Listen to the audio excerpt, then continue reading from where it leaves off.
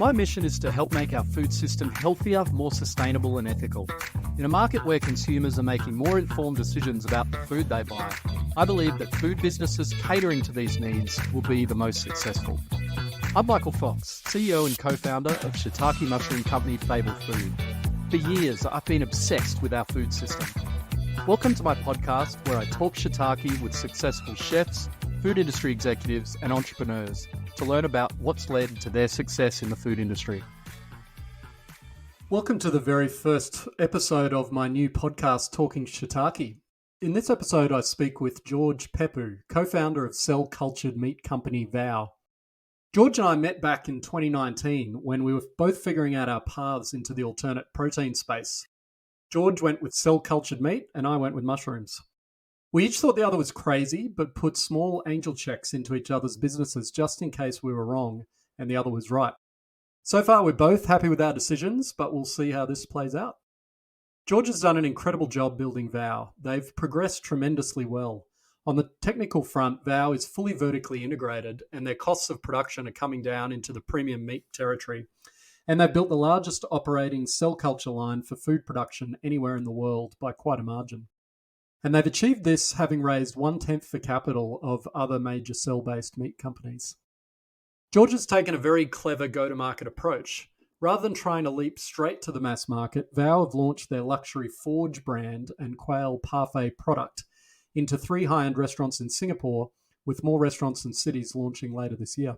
Next stop will be the premium health niche targeting customers looking for meat products with very high protein, iron, and micronutrient density in a highly bioavailable, delicious format. It's a strategy taken straight from one of my favourite business books, Crossing the Chasm by Jeffrey A. Moore, which inspires us at Fable too. George and I talk about the potential challenges for the cell-cultured meat space, given strong consumer trends towards real food, and George provides some interesting analogies with the growth of the cereal category. Finally, George shares the story of their incredible PR win that he and his co-founder Tim Noakesmith drove with their Mammoth Meatball, which led to coverage in nearly every major global news outlet and appearances on Stephen Colbert, amongst many other TV and news shows. This was a very inspiring conversation and exactly why I wanted to start this podcast, so I can talk shiitake and share some of the incredible conversations I'm fortunate to have with inspiring people like George. I'm new to hosting a podcast and I'd love any feedback on what you liked, didn't like, or think I can improve. But with that, please meet George Peppou. George, we first met in 2019. We were both exploring, we both wanted to enter the sort of meat alternative space. We were talking through the different ways to go about doing that. You were sort of leaning more towards cell-based. I was leaning a little bit more towards mushroom-based. And yeah, we ended up going those 2 separate paths, but we debated, we traded notes. I learned a lot from the conversations with you and we've stayed in close contact since. But yeah, making that decision to go into cell-based and starting VOW 5 years later. How do you feel about that? I definitely chose the harder technical option. There's no doubt about that. I think the surprise now with 5 years of, 5 years under our belt is the things which are hard are not what I expected to be hard. I remember I was rereading some of my old notes a few weeks ago, and the things which were in the media at that point and things which folks in the industry were talking about around cell line development and around media development and around supply chains and growth factors, those were not the really challenging parts. The really challenging parts have been around how do you take a process that works once and figure out how to make it work every single time? How do you figure out what is safe with a new ingredient with a totally unique risk profile?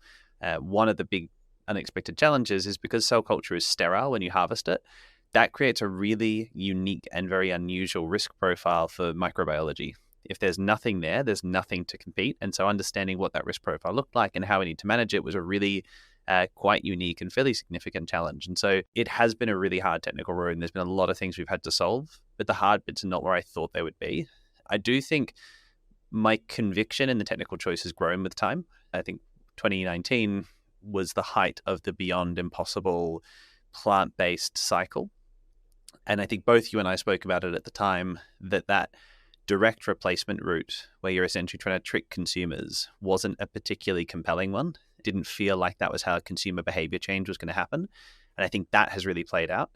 And then when it comes to the technology choice, cell culture, whilst being challenging and whilst having there's a lot of things we have to be really, really, really good at to bring a product to market at any kind of scale.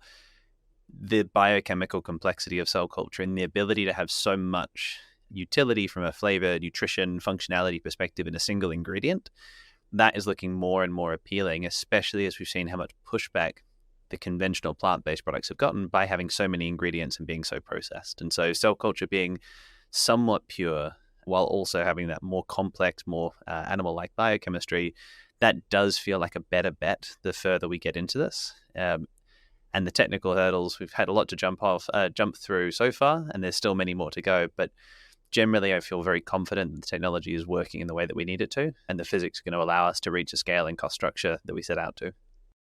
Yeah, interesting. What specifically that sort of have single ingredient but complexity in the single ingredient? Can you go into a bit more what you mean by that? By changing the nutrients in the media we're culturing those cells in, we can change the chemical makeup of the cells. And if we want to drive more fat production for a richer, fattier mouthfeel, we can do that by changing the media they're grown in. If we want to drive more phospholipid production, there's ways that we can change it so there's more smaller cells, etc. So you're able to sort of get a lot of different components, both macronutrient and micronutrient components, in a single ingredient on an ingredient list. When it comes to what is listed on the back of a pack or listed on a pack of the products we have in market, it's just cultured Japanese quail cells and anything else we choose to add. But the cells themselves are a single ingredient, regardless of how we've grown them to have a different macronutrient, flavor, or functional property for that particular product.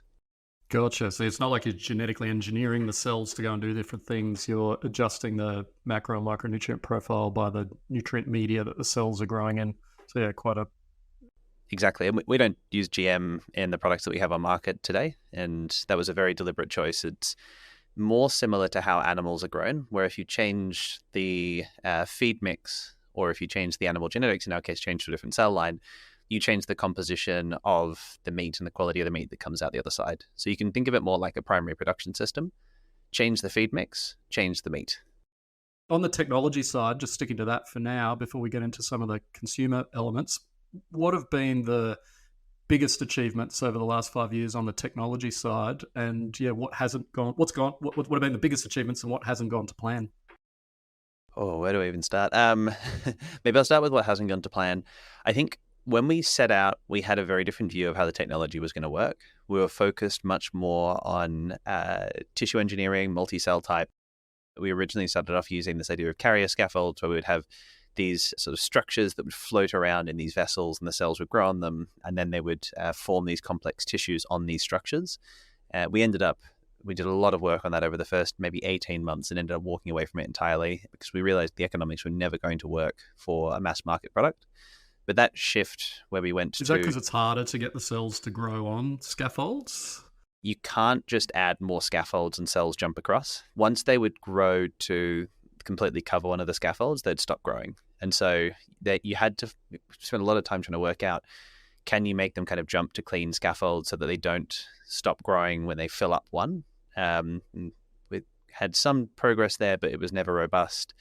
Then we started to look at, are there cheaper, simpler ways of getting the cells off the scaffold so we can put fresh ones in?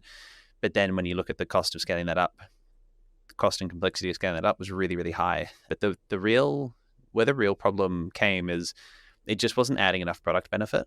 And so when we tried using these more complex systems compared to simpler ones, is there wasn't enough of a sensory benefit. There was no noticeable sensory benefit at all, actually, compared to simpler systems that we grow now, which is just cells floating around in that nutrient media. When we put them next to each other, we couldn't really taste a difference. And so it became pretty clear of, okay, if these things don't taste way better, they're way more risky, way more technically complex, and there's half a dozen different problems we have to solve to commercialize them, or at least move them to a commercial scale before we can even start to contemplate commercialization. Is there a commensurate product benefit? No. Let's simplify. Let's go for a different approach. Would the scaffolding, in my mind, would that improve? That would change texture, though, right? Because you could then grow like a steak, for example, in theory, if you got that going perfectly. Whereas just growing the cells in a liquid media, you're going to get something more. Or I don't know actually what the texture of that would be like. More sort of mushy, I guess, but having all the flavor of the meat and the fats and everything. Is that right? Yeah, the way we started. So originally, the intention was always have cells growing on something. And as we realized there was a lot of complexity in scaling that up, we changed the approach to say, okay, well, if we want cells to grow on something, if we want to be able to put them on a scaffold, turn them into a steak, we can grow a lot of them attached to nothing. That's really easy. That's really easy to scale. And then we can move them onto something, a scaffold, where they can differentiate and structure tissue later. In order to do that, we need to be able to figure out how to grow lots of cells. So let's focus on doing that. And let's figure out what products we can commercialize and how far we can push just taking that, effectively, as you said, mush of cells and turning it into finished products, so that we can de-risk what I see as being the bigger challenge, which is if we make these, if it's tasty, will consumers actually adopt it? So let's use this simpler, more scalable process, which we need to figure out anyway in order to get to these more complex products. Let's take products to market from that to figure out what needs to be true for those more complex products to become really desirable down the road. Got it. That makes sense. Yeah. So how do you then get, in the finished product, how do you then get texture from your mush of cells if you're not growing on scaffolds? It depends on the product. So the parfait, which is the first product we have on market, is pretty straightforward. It's basically take the cells, cook it with some olive oil, eschalots, garlic, thyme, some alcohol, and a bit of butter, and off you go. The foie gras slices that we're launching now, we use a proprietary fat and gelling system as a way of creating those slices that pan fry up really beautifully. And then we've got a pretty interesting way of creating whole cut fibrous products now as well that just uses physical processes. So it doesn't require any biological processes to create those sort of whole cut textures. That said, I can see a scenario in the future where we do want to use biological processes to create even more complex, even more sophisticated textures, adding in additional bioprocess steps after growing lots of cells. But right now we're just using sort of physical transformations, things that mostly you could do in a home kitchen. Obviously, food products, taste and texture is the most important. We've talked a little bit about that there. Price is the kind of second, and for a lot of customer segments, even more important than taste and texture. Where are you at on, if you don't mind sharing, if you're able to share, costs of production, and where do you see that going over the next 5 to 10 years? Where can you get to? So we're right now, there's probably two sides to this. One is the where we've gone to market and why, which is we've only gone to market in very high-end restaurants, quite specifically with a luxury good. I looked at our production capabilities, or what I thought our production capabilities would look like in kind of now to 2025 roughly, and we have relatively small production volumes at a relatively high price, which if you flip that around and you say we have authentic scarcity at a relatively high price, those are the preconditions of a good luxury product. We have a highly distinctive product, which is very carefully and quite uniquely crafted. And that's why we've chosen to go to market with Forge as a luxury brand, as opposed to come to market with a mass market food of any kind or go through any mass market channels. When it comes to where we are, we're $100 per kilo at the moment, but we're at this really key inflection point between switching over from factory 1 to factory 2, going from pilot scale to proper commercial scale production. And with factory 2, with some of the new bioprocesses we're bringing in, that's going to get us under that $50 a kilo mark, which is a really key inflection point for us. And is that Australian or US dollars? US dollars.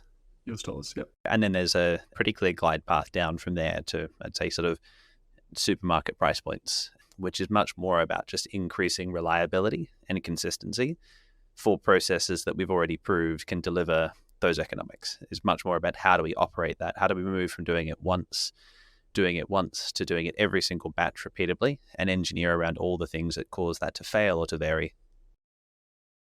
Once you've got that reliability sorted out, so looking at where your production costs could be in 10 years, what are the biggest components of the costs that you'll be able to get it down to?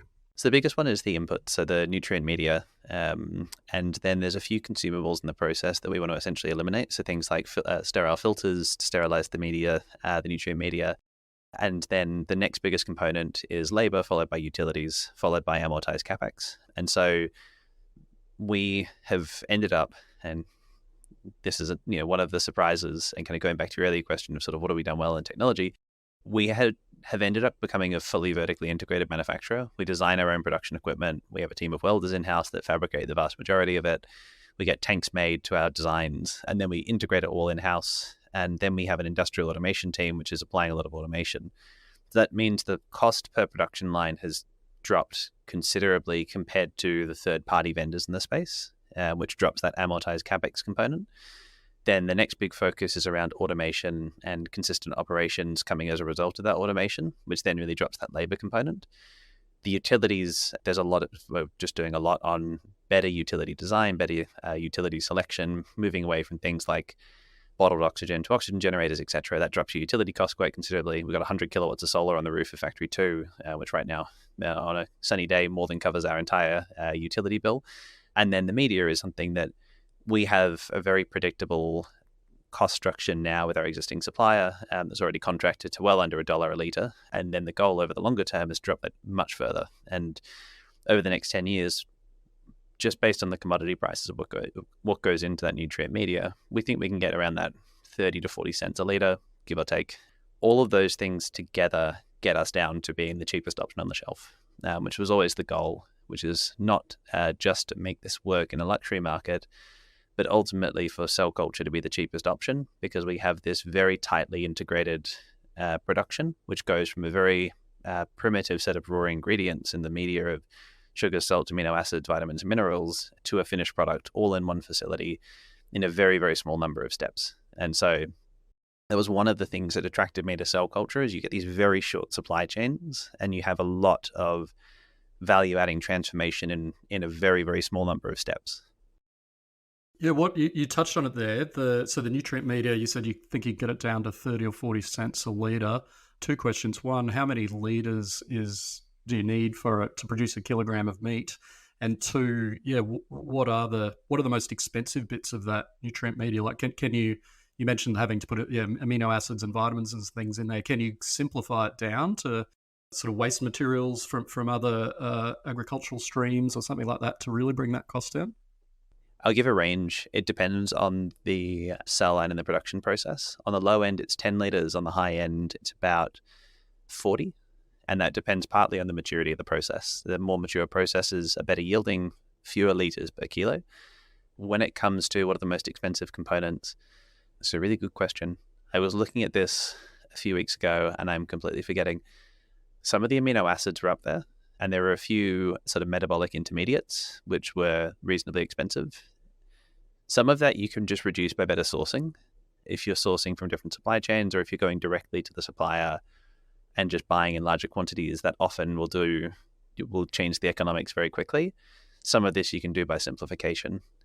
There's a open debate in the team about whether using waste streams makes sense.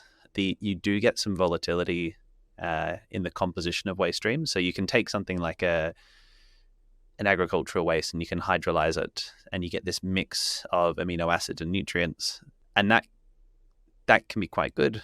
But that one batch might be the perfect composition, and the next batch might vary a little bit, and you may get lower yield. And so then the question becomes, how much yield loss are you willing to accept for lower cost? And right now, my thinking generally is towards production consistency, yield consistency is going to be more important than small cost down over the next 5 years for sure. That may change over that 5 to 10 year period. Yeah, gotcha. Yeah, thinking about farming mushrooms, there's a lot of similar sorts of trade-offs. We do use agricultural waste streams for the substrate of mushrooms, and we then get, because those vary, we do get varying nutritional profiles in the mushrooms. I guess potentially mushrooms are maybe more robust, say, than the cell lines, so they can. How does that differ for animal cell lines compared with, say, growing plants and mushrooms? How robust are the cells? Can you even do something with the cells to make them, are there cell lines that might be more robust that you can develop over time? This is getting into some of the research that we're doing at the moment, where we found if you take what appears to be a homogeneous pool of cells and you put them in different conditions, you'll often have two different conditions that both perform really well. And then when you look at the cells and analyze them, they'll be metabolically really different. And so there's quite a lot. You can sort of train the metabolism of cells in quite a specific way based on how you've grown them in the past. The big difference between cells and mushrooms, or anything in agriculture, is you have a complex multicellular organism, and those cells can then, some proportion of those cells can specialize in certain functions. You don't have that in cell culture. You have a single cell type, which is taking in relatively simple, primitive nutrients to fuel their metabolism. Whereas in a mushroom, you may have one cell type. I'm not sure if this is okay. It's a long time since I've looked at fungal biology, but certainly in something like a plant or an animal, you have cell types that perform a specialized function, which is an intermediate in their metabolism, which you don't have in cell culture. And so if you change the environment of the mushroom, it can often compensate internally to be able to manage that change in its environment and continue to grow really well. And the fact that mushrooms can grow anywhere sort of implies that they can take in a really wide range of nutrients and conditions and adjust for that internally. So the consumer side is the other area that's like super interesting here. Like how are consumers going to accept cell-based meat products? Are they going to buy them? Are they going to eat them? Talk us through your go-to-market strategy with VOW. So the way that I've thought about this is the way something is made really matters if you're not offering anything else. So it's a really compelling product at an intellectual level, but because it's not offering you as a consumer, it's not solving a problem for you as a consumer, solving a problem for the planet. It's very easy to get hung up and very engaged about how it's made, is it processed, etc. Whereas if you look at the behavior in a product that really solves a problem, whether you look at something like athletic greens or protein bars or anything like that, is those ingredient lists are similarly processed, but you don't really hear that same criticism and pushback from those consumers because it solves a problem. It's an on-the-go protein-rich snack, which is great, or it solves a particular perceived nutrient deficiency. And so the way that I think about our go-to-market is step one is really simple. It's create luxury food sold on the basis of novelty and exclusivity in the places where people are willing to, and in fact, seek out novelty in very high-end dining.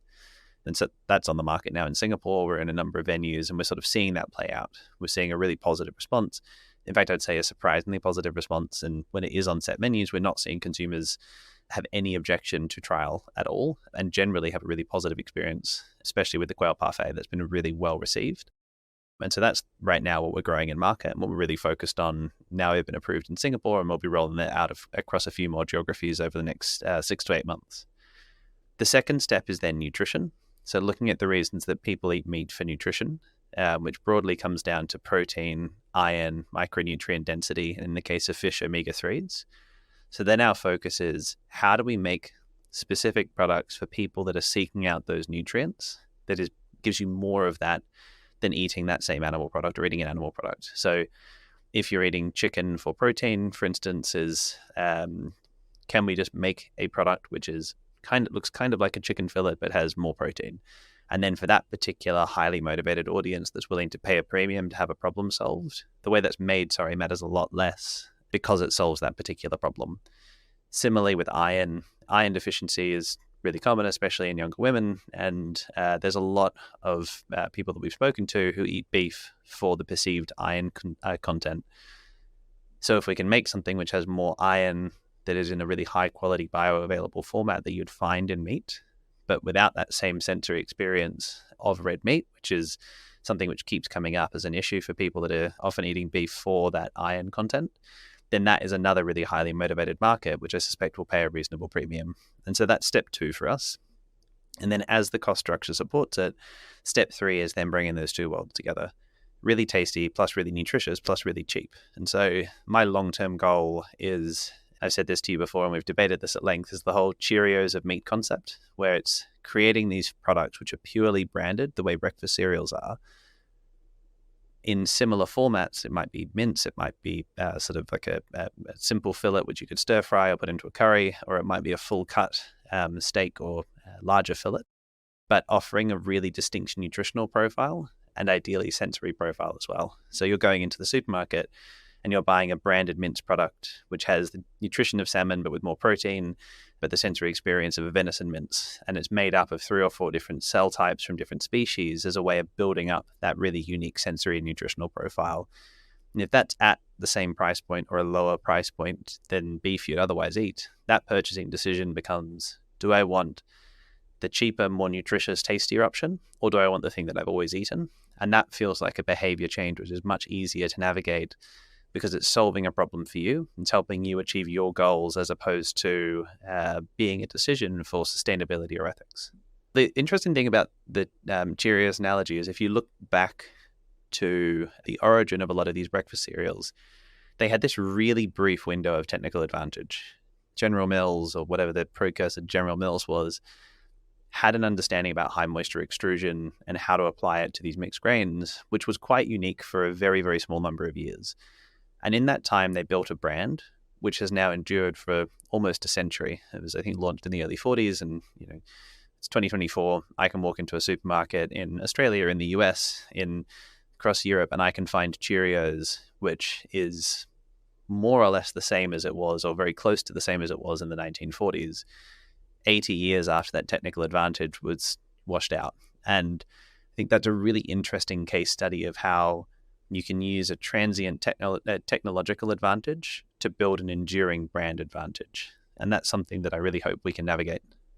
Yeah, I wonder in that case, I've not read enough about the sort of advent of the cereal industry, but I suspect it's convenience that is what drove customers to those products. Like previously it might have been cooking oatmeal or porridge, and then instead you get your oats extruded, and then now you don't have to cook them, you just put milk straight on them, and it's convenience. That's one part of it. The other part was around the novelty of the sensory experience. So to have something which has that sort of that crunch, especially when it's soaked in milk, is quite a unique way of consuming a cereal, grain-based product. And so it seems like sort of hard to tell. There's not a huge amount of first-hand accounts written about the first people eating Cheerios in the 1940s, but it seems like those two things were buzzing around as like the two drivers. Yes, it's more convenient. There's no oatmeal to cook. It also is quite distinctive and unique, which together seem to drive some kind of adoption.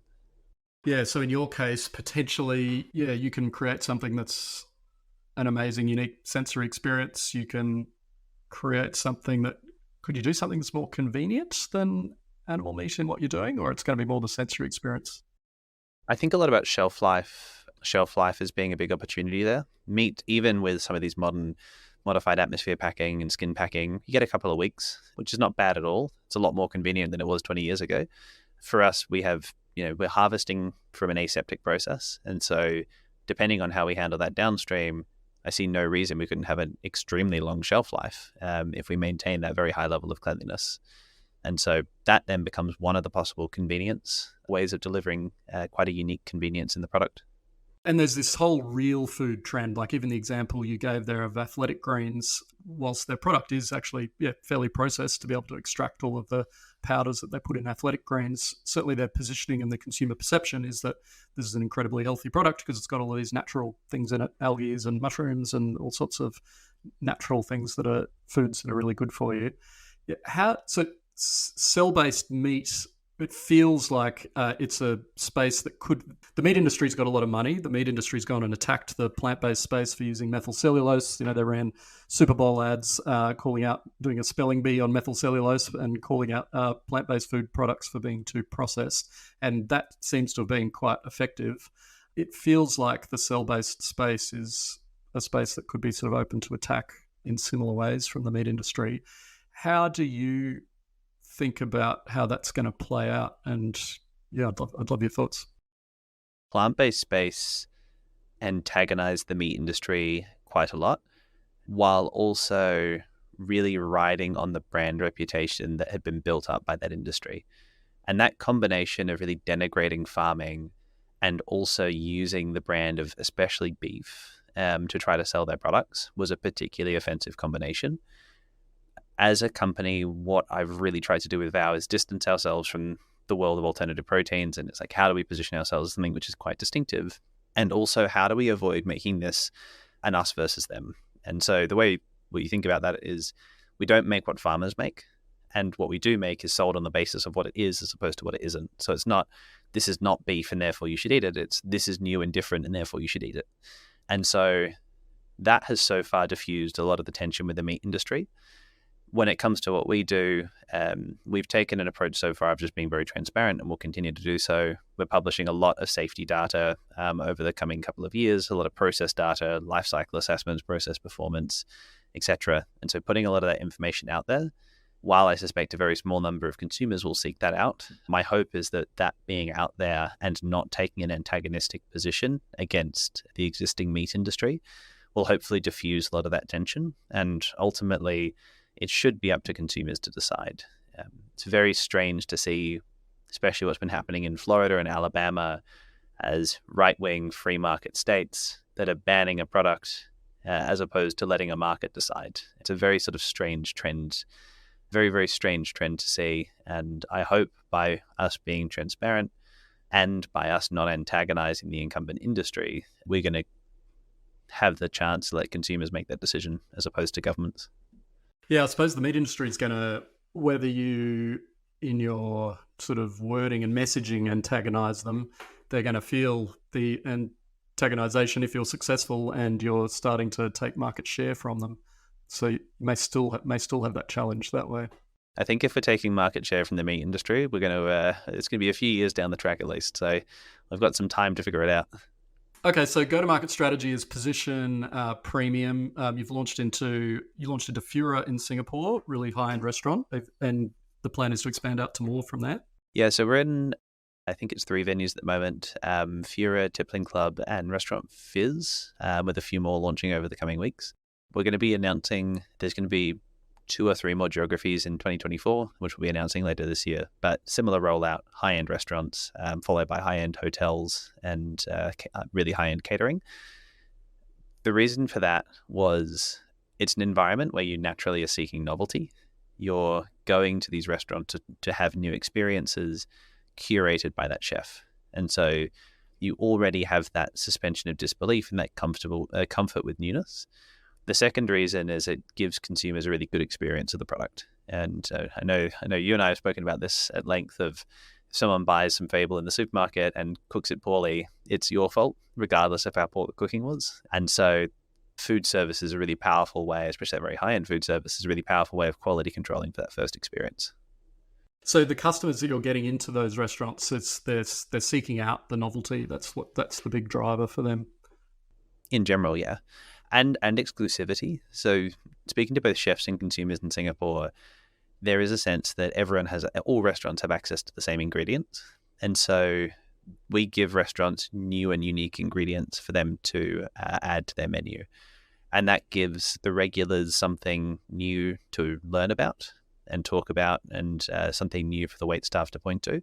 And for customers that are coming there for the first time, is it gives some element of exclusivity and distinctiveness. It's like when you go to a restaurant and they talk about, oh, we work with this vineyard and we have exclusive access to these wines, or we went to Japan and sourced these scallops directly from the fishermen. It's all about demonstrating that there's some unique access that the restaurant has to experiences you can't get anywhere else.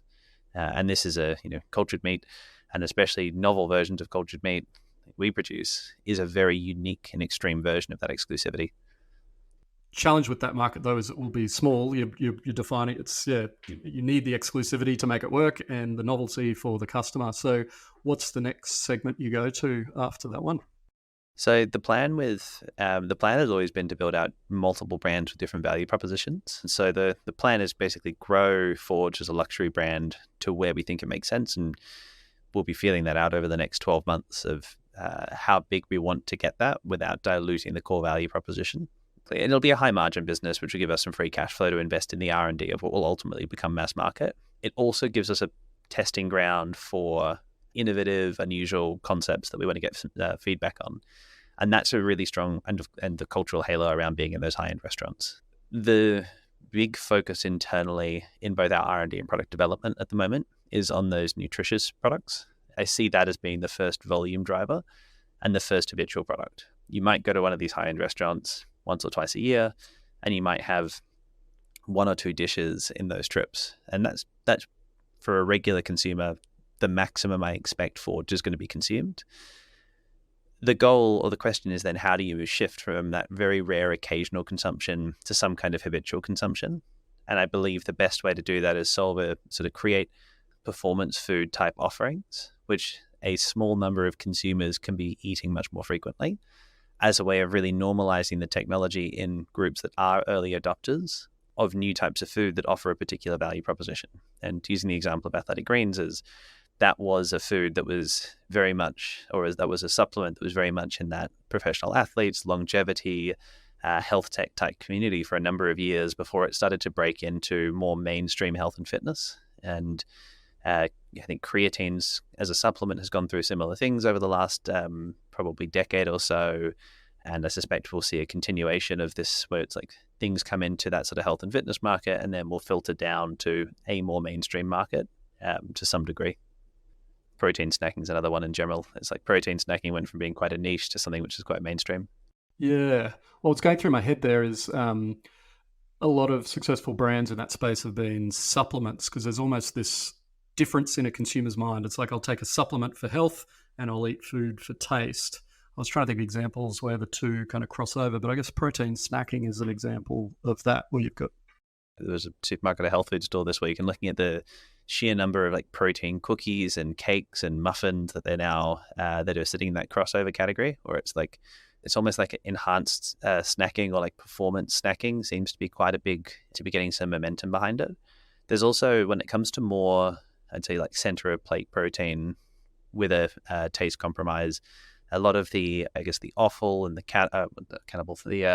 carnivore type movements are examples where it seems like consumers are quite willing to compromise on the sensory experience. I don't think anyone enjoys eating liver, but the prevalence of liver in the world of health influencers at the moment implies there is a willingness to compromise on the sensory experience of a center of plate protein for a perceived nutritional benefit, at least in some small subset of consumers.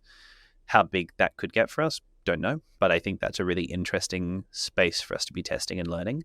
It also fulfills what I see as being the other really important need that we need, or the four really important things. It's like taste, nutrition, cost, and texture as the four main things that we need to deliver on.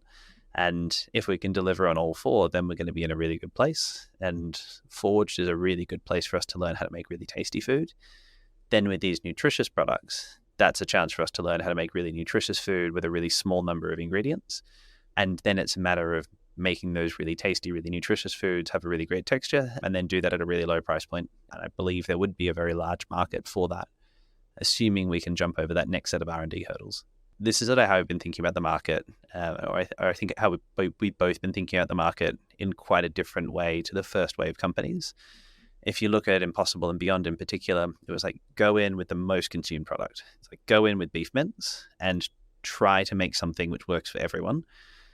I think our approach has always been to say, find these highly motivated customer segments, which individually aren't going to be that big, but let's go and nail 3 or 4 of these little ones using the same supply chain, the same manufacturing. So there's some economies of scale which are shared across that product portfolio, and then grow each of those. And so rather than sort of, if you imagine the bell curve of meat eaters like that, rather than going for the products in the middle for everyone all at once and delivering something which is kind of good for a lot of people but not great for anyone, is let's try to go for the fringes and try to grow into the middle over time and almost like do the Swiss cheese approach to the market.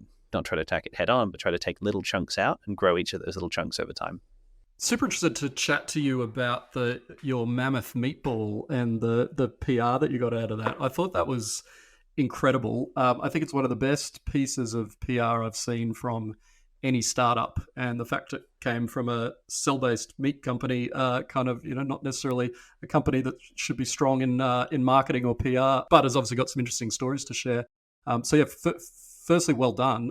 Do you mind just taking us through just briefly how it came about, and then sort of what your goals were out of it, how that played out? So a lot of the credit of this goes to my co-founder, Tim. Very early on in the VOW journey, he had a correct insight, which was we're trying to create a cultural shift. And in that cultural shift, we have to create a really global conversation about what we want to choose our food in the future to be. And I think it was in the first year of VOW, it was very, very early on. He got in touch with this guy at Wunderman Thompson in the Netherlands, who is their global creative director, and he was looking for something for them to work on for one of their Cannes Lion, their sort of internal projects for Cannes Lion. And we were originally working on a dodo nugget, and so we started on that project. It turned out that the academic group that had the dodo genome wouldn't let us have it, and so we had to find a publicly available genome, which was the mammoth one, slotted a gene into a cell line we had, grew a bunch and turned it into a big meatball, covered it in resin, and then shipped it to the Netherlands. And so that was basically what we did. And then the guys at Wunderman Thompson put a bit of budget in. We spent $0 on marketing for this, which was the crazy part, given how viral it went. So the guys at Wonderman Thompson spent quite a bit on films and everything that they wanted for their and websites for their canned lion entry. And we did like an article with The Guardian, and for about 8 hours, nothing happened. And we're like, oh, okay, I guess no one really paid attention. And then went to bed and woke up the next day and looked at my phone, and I had like 140 messages. And I was like, oh no, what's happened? And it just went completely uncontrollably viral for about 2 weeks. And it was just absolutely everywhere. What we were trying to do there was to give people a really simple way of starting to build this pathway in their mind of the meat that we can choose to eat in the future can be different from what we have today. And also to make what we were going to launch with, which was our cultured Japanese quail, seem much more normal by comparison. It's like once you sort of have mammoth as like weird, is the weird cultured meat in your mind, as quail feels quite normal by comparison and quite familiar, and start a lot of conversations along the way. And I think it did that. I still go places and people are like, oh, did you hear about that Mammoth Meatball? Like, yeah, we did that. That was us. Oh my God, that's crazy. I can't believe you guys are the Mammoth Meatball guys. But it is actually a really useful way to start a conversation with a chef, because it gives them this framing of like, you're not the same as other companies that have approached us. You're doing something really quite different. Yeah, measurable outcomes out of it. So you mentioned there, it's like helping you frame up conversations with chefs. Probably I'd imagine a lot of chefs around the world saw the press, so that would work. Yeah, any other benefits have come out of it? It sort of separated us out from the pack in a very deliberate way. And I mentioned earlier, is like there's a lot of these companies which are very much following the same narrative around substitution and direct replacement. And this sort of pulled us away. And it's like there's all those guys, and then there's these weird Mammoth Meatball guys in Australia. And it's helped just give us a bit of breathing space to define and own our own story and not kind of get grouped in with an industry which has a very different approach and a very different philosophy. I like your go-to-market strategy and your approach for how you're taking the products to market. Say all of that fails. Say the meat industry attacks you. You're only able to get sort of some really small niche segments in the food space. You've built some incredible technology. Are there other uses for that technology? Are there pivots that you could take if you were forced to, because the food side didn't work out? The short answer is yes. We never intended to be a manufacturer. We intended to contract manufacture. It became pretty clear in the first half of 2022 that there was no one with the capability, the cost structure, or the ambition that had cell culture capability to keep up with our goals. So we had to in-house manufacturing only about 2.5 years ago now. We've become quite good at it. We've got a very, as far as I know, by quite a good margin, the largest operating cell culture line for food production anywhere in the world by quite a margin. We've designed and engineered all of that ourselves now, and the cost advantage, both in terms of CapEx and ultimately cell culture costs, seems to be somewhere around 10 to 100x better than anyone else has achieved. And so one of the questions that we've been mulling over internally is, what other applications could there be for very low cost cell culture? And we've had approaches from pharmaceutical companies which are interested in cell lines for a range of different reasons. We've had approaches from cell therapy companies which are really interested in the manufacturing cost down and the glide path we've been able to achieve on that. We've been looking into cosmetics and personal care. There's a number of different animal products or sort of animal adjacent products, petrochemical products even, that we could potentially replace in a really, or even have new ingredients entirely, which is looking very interesting and very promising, as well as food ingredients and complex flavors. So there's quite a few different other applications outside of the core business. The way that I'm thinking about this at the moment, the more we make of anything, the cheaper everything we make becomes. And so my goal over the next few years is to ramp our manufacturing capacity through whatever means possible as a way of bringing down the cost of our core products as rapidly as possible, to understand who is purchasing at what scale and why. And that will tell us where we should be, what we should be making for who, and where we should be distributing that, whether it's inside food, outside, but ideally both, because they really do support each other in a really positive way. What are the things you've done that the technology that you've developed that's different to all the other cell-based meat companies? Like you've got a very different go-to-market strategy. You're not trying to do beef or chicken or seafood like most of the others. You've outlined that strategy, which I think is awesome. On the technology side, where do you think you guys lead compared with everyone else in the space? So there's 3 companies which have been approved to sell. There's Upside, who's raised 605 million US, I think. Eat Just, which has raised, I think, 8 or 900 million, but well over half a billion. And then there's VOW, and with our little 56 million in Australia. And at least as of when we launched, we were the only company that was regularly selling. Just is currently selling their 3% chicken cell product in Hubers in Singapore as well. There's a lot of different things which has helped us get as far as we have with a relatively small amount of capital and a relatively short amount of time. The biggest advantage is it ended up coming from manufacturing, of being willing to take on a lot more than I think most companies are. We have equipment design, process software, fabrication, commissioning, operation, maintenance are all in-house. Like we do absolutely everything ourselves. And so when we have made a poor design decision, we can just refabricate a pipe that day and reinstall it and then continue to operate, which has really accelerated our learning rate. And that core philosophy of how do we accelerate our rate of learning across biology, product development, and scale up has really driven a lot of our advantage.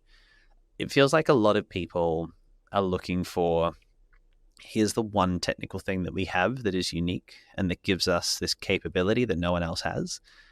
But in a space as complex as cell culture for food, it's not like there's a single magic thing with cell lines or with your media or with your bioreactors which gives you a huge advantage. It's the integration of dozens of different reasonably high certainty things. Like cell lines have existed, which are complex cell lines in pharma, have existed for more than half a century. Serum-free medias have existed for 30 years. Like bioreactors at large scales have been first. Animal cell culture have been in operation since the 80s. Like there's nothing new about each of these things. It's about how do you integrate a bunch of things which have worked independently in other applications at different cost structures. And that requires this rate of learning and this relentless ability to fail and learn from it and get better as a result of it. And so not about a technology. It's more about a culture, a way of working, and kind of a company-wide risk tolerance to fail and get up, dust yourself off, and try again. Yeah, George, I love what you're doing. We obviously took different paths in 2019, and yeah, I too am happy with the path that we took. But I love what you've built, what you're creating. Love seeing you succeed in all of this, and yeah, love seeing things like the Mammoth Meatball PR you launched in Singapore. I think your go-to-market strategy is awesome. So yeah, it's a real pleasure catching up with you and being on the journey with you, George. So yeah, thanks for coming and chatting. Likewise, and thank you for all the help, all the ideas, and the sounding board over the last 5 years, and for the next 5 years.